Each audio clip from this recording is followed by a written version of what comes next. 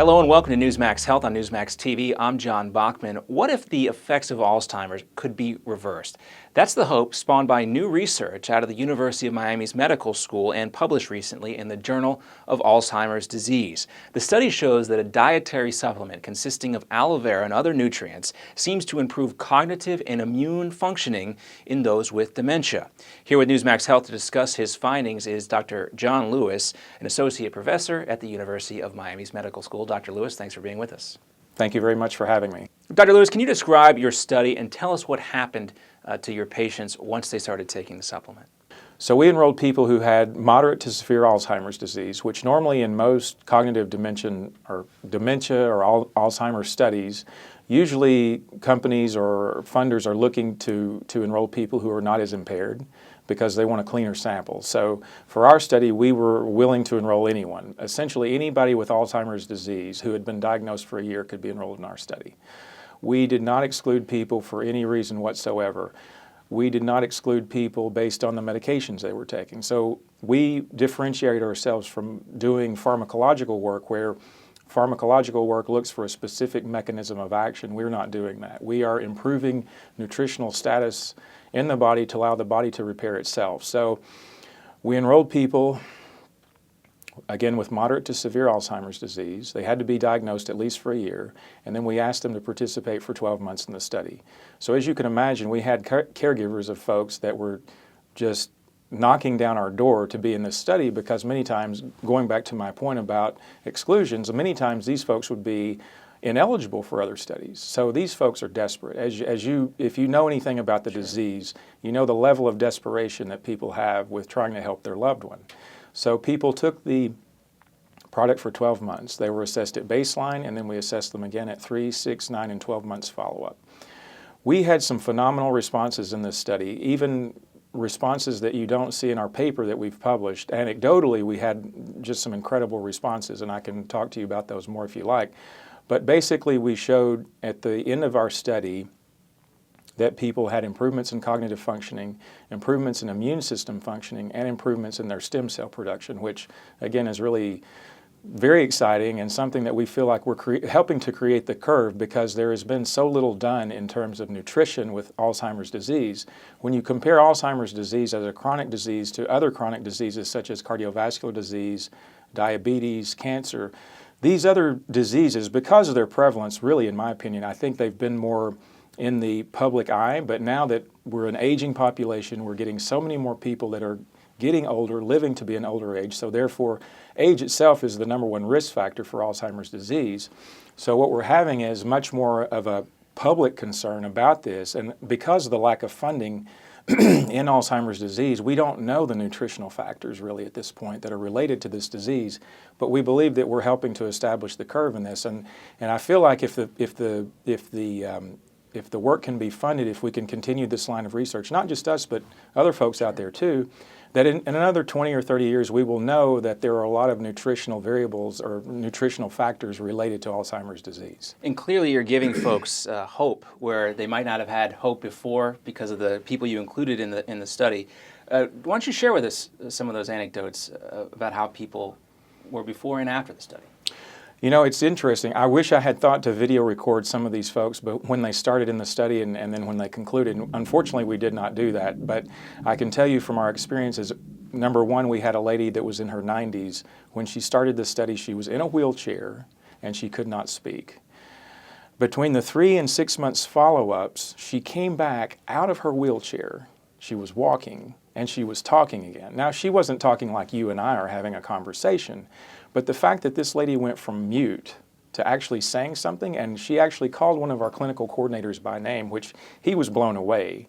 So you can imagine what the family of this lady thought. I mean, you can imagine how blown away they were. I had a couple of other caregivers that called me in tears saying that their loved one had done things that he or she hadn't done for years. For example, one man was an architect, a very highly educated man, had a very successful career. I believe he had been diagnosed for, I think, 7 or 8 years. And during that time, his wife told me that basically they could not talk about their son anymore. Poor Dan he was like a child, even worse than that. You could tell him something, and 5 minutes later, he didn't even really know what you told him. But just doing very simple things that she told me, Yvonne told me that he had started recalling their son again. He actually, like, you walk out of a room and you know to turn the light off, not to waste electricity or energy. He didn't know to do that anymore, but he started doing things like that. He could actually take a DVD, put it in the player, watch a movie. He actually could carry on conversations with her, not only about her son, but with just general topics, just daily news that previous to that, she said he was basically like somebody I didn't even know. So one of the things that Yvonne said was that it felt like she got her husband back. So that was very powerful for her.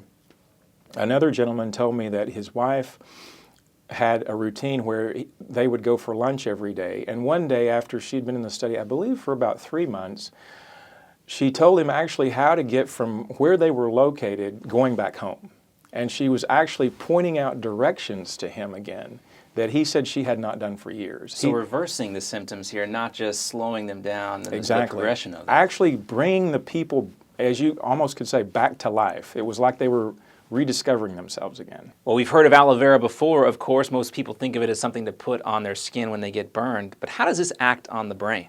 So it's very fascinating. As you just pointed out, aloe vera has been used by humans probably for thousands of years. I don't know to what extent in our human history, recorded history, it's been used, but as you mentioned, it's classically known or most prevalently known as something topical, but in fact, it's very potent when you take it in. Now, the first question people might ask me is, well, can I go out here and buy juice and just start drinking it? And I would tell people there are a couple of problems with that. One is that aloe vera is about 98.5% water. So you would have to drink a ton of aloe vera juice to get the concentrated nutrients that you need to have the same effect. But to specifically answer your question, aloe vera is very concentrated in a sugar, in a monosaccharide called mannose. Now, the product that we use in this study, it's a base of aloe vera, but it has other nutrients in there as well. But what it's doing is it's actually creating the bioengineering of life. So, in other words, mannose and some of these other key monosaccharides are very important in allowing our cells to function properly. So when our cells are going through their process of life and death, they need nutrients to do what they do. So as these sugars and as these other nutrients go through the cell, and they go through the endoplasmic reticulum, they go through the Golgi, we need these key nutrients in certain sequences at those specific points in time to create cells, to create cellular communication, to do, again, all the bioengineering of life, everything that creates homeostasis, everything that creates repair, everything that creates regeneration, all these functions that we have.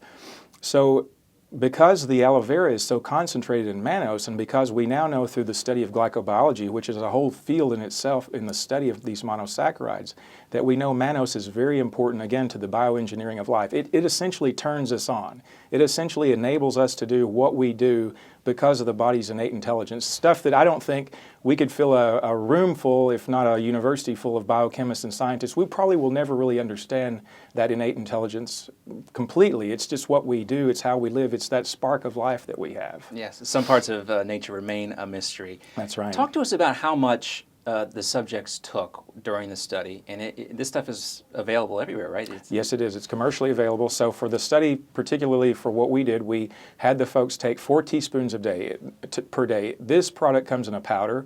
There are companies that sell it in a tablet, but we used a product called New Eden that can be ordered from wellnessquest.org, www.wellnessquest.org, and folks can order the product there. So essentially you can mix it with water, juice, applesauce, mashed potatoes, anything that you can add a powder to, a liquid to.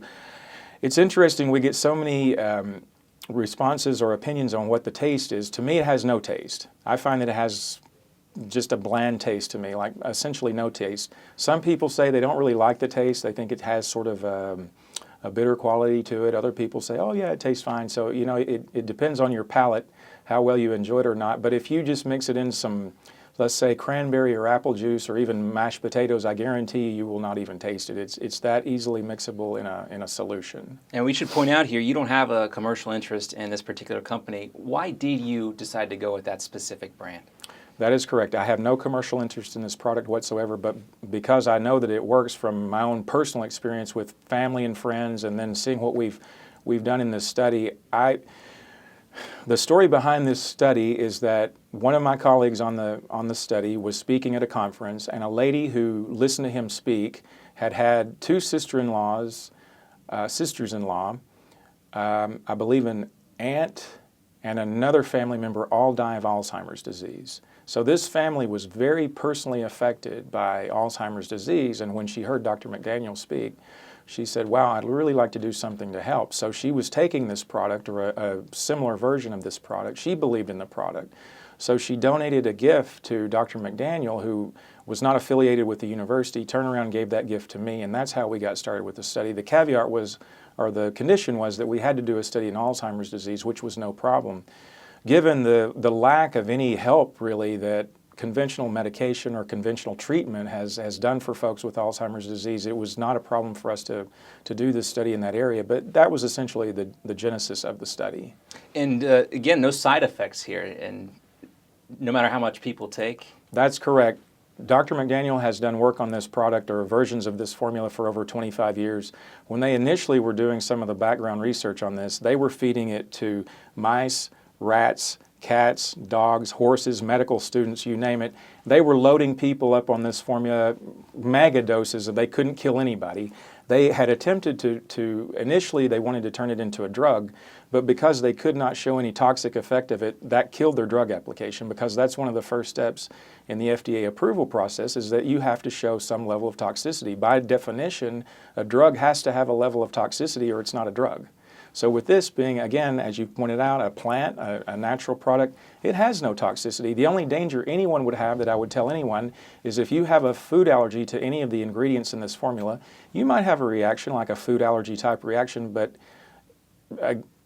to our knowledge, we don't expect people to have what you would call an adverse effect from similar to taking a medication. And I understand you recently had your mom take this supplement. Tell us what impact it had on her well-being. So Mom's situation is very fascinating, and again, going back to what I mentioned about wishing I had video of the folks in the Alzheimer's study, I wish I had some imaging data of what my mom has experienced. So Mom cognitively is fine. It's not an issue of cognition with Mom. But about 6 or 7 years ago now, I don't remember quite how long ago it's been now, she had knee pain. And so she went to her orthopedist, and her orthopedist told her, well, Joanne, you're probably going to need a knee replacement in maybe a year or two. Your pain is where you can tolerate it now, so don't worry about it. But probably come back and see me in a year, and we'll have to replace your knee. So as I was just getting started with this line of work, and I was learning about all the amazing effects that this product was having with a whole host of conditions. I mean, we could do an interview just on all the effects that we know have helped people with other conditions. But I said, Mom, take this product. You've got nothing to lose.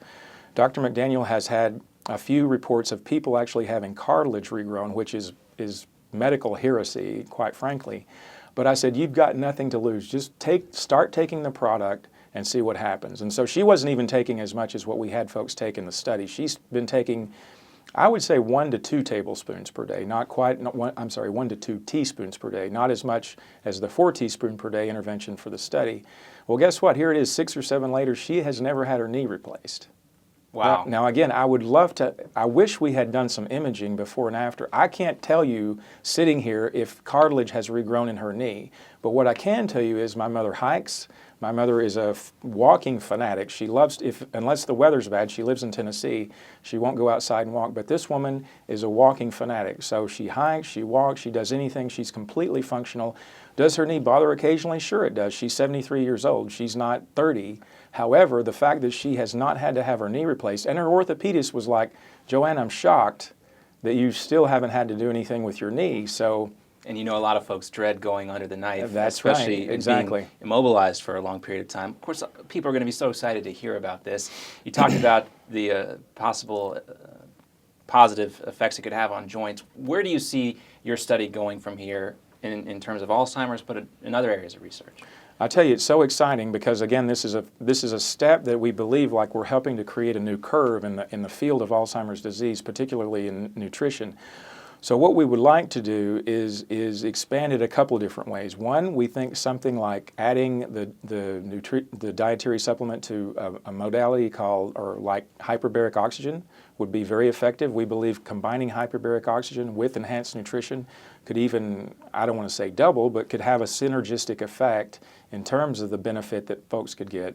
So that would be one possibility. We didn't even do anything like modify folks' diet in this study. I mean, imagine, we just simply gave them this this supplement. We didn't even do anything else to them. So we didn't give them the caregiver, not really the person himself or herself, but we didn't even modify the diet. We didn't even try to put these folks in any kind of an exercise program. We didn't give them hyperbaric oxygen. We didn't address, say, heavy metal toxicity. There are so many other things that we could add to this line of research to really ramp up the improvement. So adding different nutrients even to the formula that we have, adding some other things like, say, CoQ10, for example. We know CoQ10 is very important. Vitamin D. Vitamin D is all over the literature now. We know that low vitamin D levels are related to all different types of diseases. So we believe that there are other things that we could do, that we could add to this and extend this line of work. And again, help to create the curve, because I'm certain in another 20 or 30 years, people are going to look back on this time and say, wow, as we started generating more of an interest in Alzheimer's disease and cognitive impairment, and we started looking at these nutritional and lifestyle factors, it's going to be the same story that we already know in diabetes, cardiovascular disease, lots of different cancers, bone disease, etc. We already know there are so many links to lifestyle and getting these different types of chronic diseases. So if we can extend this line of research, unfortunately it all comes down to funding. So what I'm doing is trying to write grants, generate more proposals, generate more interest in this study, and see if we can springboard this into additional studies in the future. Dr. John Lewis, thanks for being with us. Thank you so much for having me. And thank you for watching Newsmax Health.